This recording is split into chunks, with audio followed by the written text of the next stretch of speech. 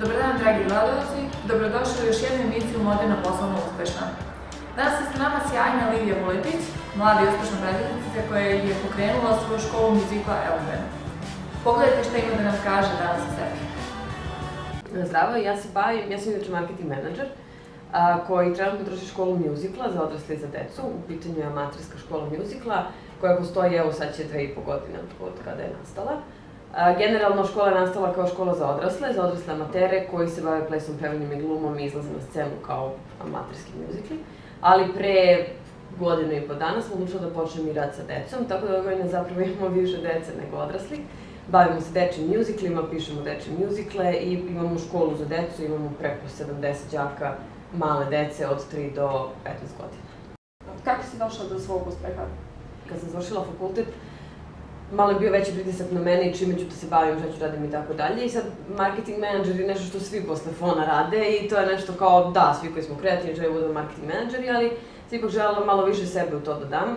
I pošto sam zaljubljenik u muzikle stvarno čitavog svog života, tada kako se pritisak vršio na mene, znala sam da moram da to nekako izrazim. I tako korak po korak sam došla i onako hrabro rekla svojim roditeljima da želim se bavim muziklima i to je bio onako debakl. Velika je sreća da je tada u to vreme Superste izbacio svoj konkurs.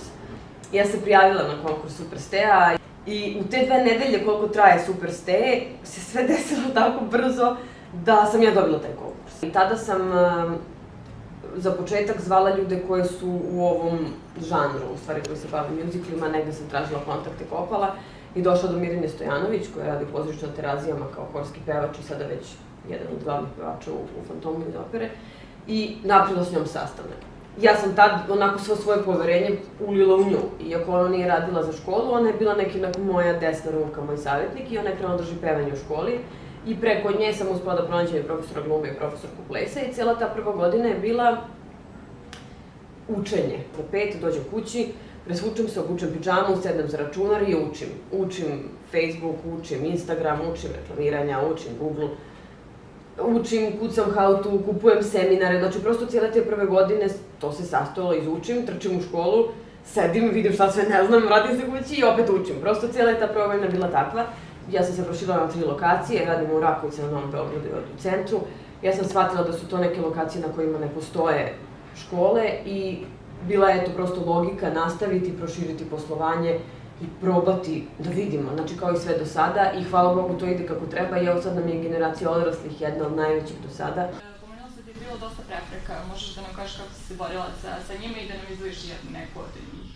Naravno, jedna od najvećih prepreka je svakako komunikacija s ljudima. Ja puno radim s ljudima, odrasli amateri meni dolaze od 18 do 70-80 godina. To su ljudi sa gomilom različitih ideja, potreba, svađa. Onoga je nekako je moj zadatak uvijek bio da rešavam njihove razmirice, svađe. Jako često se desi da u jednoj grupi se ljudi baš i ne motive, ne mirišu se baš i da ja moram ipak to nekako da gladim. Iskreno, to je stvarno bilo najteže. Zvala sam ljude koji znam da su preduzetnici, koji znam da rade s ljudima, pitala ih kako, šta, kako vi pričate s tim ljudima koji vas nerviraju, jer bukvalno je to meni bilo kako, ja ne mogu i tačka. Reci nam šta ne voliš od kućih poslova da radiš? Iskreno, mašina za sudove bi mi spasila čitav život, sigurno. Pranje sudova je, ja ne znam da li gore je to što čim jedem moram da ih operem, moram da ustanem onako najedena i srećna i da perem sudove, ili kada ih ostavim, ma kao opraću ih i ona se skoreni i ostane prljavo i usmrdi, stvarno, ja ne znam, to je katastrofa, stvarno ne volim. I za kraj šta možeš da poručiš nama modernim poslovnim uspešnim ženama? Da ne očekujete podršku, u smislu neće niko stati iza vas kada budete pali, neće vam niko pomoći kada vi kažete ja ne mogu, prvo će odmah da skoče roditelji i najbolji prijatelji kažu pa dobro, potrudila si se, ne moraš, znači u tim trenucima ne smete odustati. Druga stvar je svakako uvek učiti. Desilo mi se vrlo često da kažem tako da budem onako malo nadobudna i sigurno je to kako treba i tek onda shvatim da ja u stvari stvarno ne znam i nisam u pravu i da treba saslušati ljude i treća stvar je svakako poslušati ljude oko sebe. Dragi gledalci, hvala što nas pratite nas i dalje na svim našim Uradi za raditi kanalima. Danas je sa nama bila sjajna Lidija Vuletić. Ukoliko poznajete neku ženu koja je uspešna u bilo kom segmentu, takvite je u komentaru, mi ćemo je kontaktirati i objavit ćemo